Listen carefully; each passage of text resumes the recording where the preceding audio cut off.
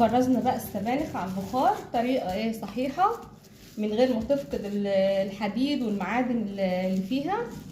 شايفين ما شاء الله لون السبانخ خضرة كده وجميله ازاي، بسم الله ما شاء الله اللهم بارك. وكمان هنقفلها كده تقفيل بقى مصانع كده. بنتني كده طرف الكيس بعد ما بنبططه كده كويس عشان لما تطلعيه من الفريزر ما يغيبش معاكي وانت بتطلعيه بقى وتحطيه في الصلصه. مبططينه كده كويس اهو، كمان عشان ما ياخدش مساحه في الفريزر. بنتني طرف الكيس كده وبمكوه البيبليس بنعمل كده اهو كده. قفلنا الكيس اهو